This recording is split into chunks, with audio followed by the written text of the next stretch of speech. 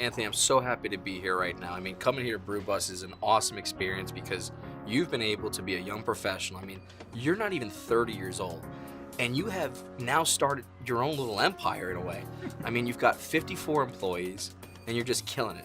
Walk me through a little bit how you got to this point. My parents started at Cigar City Brewing in 2009 and moved out to Colorado, sort of experiencing that whole beer renaissance and theme out there. They had a similar tour concept and wanted to mirror it here in Tampa. What started your passion for beer and brewing it your own way? The idea was started in the end of 2013, and we really wanted to take beer for our passengers only. So we started bottling some beer at Cigar City Brewing, really small batches. We just started seeing such a great experience on the bus. We're like, hey, let's see what we can do in the market with it. Has craft beer really come into the forefront where it's not just this little niche thing anymore, it is here to stay? Absolutely. I mean, when we started back in 2012, we were in single-digit growth as far as craft beer compared to domestic. Now we're reaching close to that 20 and above percentage. In terms of retail dollars and economic impact, craft is far exceeding just its volume share. And what's so attractive about it here in, Florida and more in particular Tampa Bay area that we've seen such explosion in the craft beer scene? I think just the amount of quality beer coming out of this neighborhood and this city in general is driving attention. So why do you have such happy customers? What is it about Brew Bus that just makes them just so excited? I mean, we really kind of pride ourselves on the ultimate craft experience, anywhere from our buses to our craft cocktails that we've introduced, our craft food that we see here in front of it, and then our craft beer. So everything is held to a higher quality that we think. This is the evolution of bar food as a whole. I mean, what Max and his team is doing is just awesome. So how much of that has played into the successes of you as the business now? We noticed that people would come here for 1 or 2 beers and then leave and go visit Ella's for dinner or go visit the refinery. And it really wasn't a lack of, that we didn't have a good atmosphere. It's just we didn't have enough to offer our clientele. So at the end of 2016, we decided to bring on our kitchen. We change our menu actually every quarter.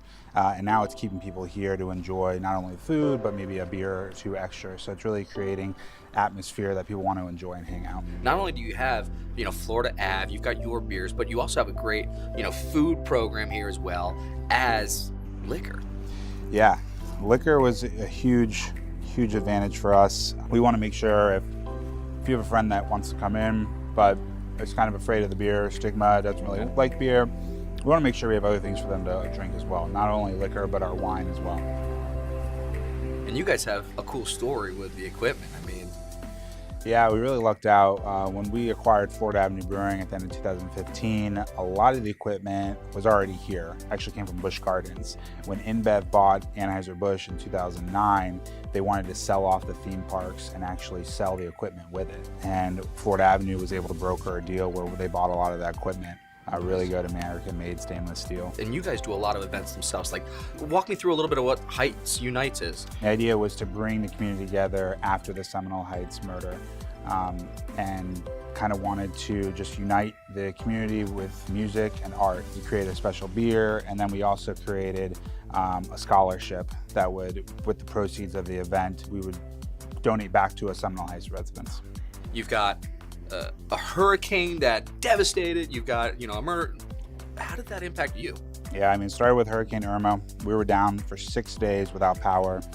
So not any retail service, but just our beer in our fermenters in the back. Each one of those tanks could hold $15,000 worth of beer. So to have to dump that is a huge expense. And then we rolled right into late September, early October, November. All the murders started happening, not even a mile away from here, and that really kind of hurt us. You've supported local charities, and I mean, you've got some really great ones too. I mean, yeah, one thing that comes to mind is the National Pediatric Cancer Foundation. I'm wearing their bracelet right now. As a matter of fact, they're a great organization. Yeah, I did a watch party for them. I'll never. Every year we hold off. our Putts and Pints event. It's a craft beer-centric mini golf tournament, and they've been our recipient the last 2 years. We actually brew a beer called Rising Hope IPA. We sell it across the entire state. 100% of the proceeds go to them. So just through those 2 programs, we were able to raise over $30,000 for them so far. See, that's the coolest thing about it. What's going on next with the business? Really just growing what we have, opening up our distribution into more cities throughout the state. really breaking into our chain business. Florida is a huge chain market, anywhere from Walmart, Publix, Total Wine, ABC. So we just want to make sure we're doing the right thing by our partners and our distributors. It's really cool to see the evolution from what used to be just a bus to a facility where you're brewing a full-on, restaurant inside here now, and to see where you're going next, it's just really exciting. And I'm really happy that, we're able to have a nice cold draft beer and just enjoy the day together. Well, we appreciate you coming out and experiencing what we have to offer. Yeah, thanks so much.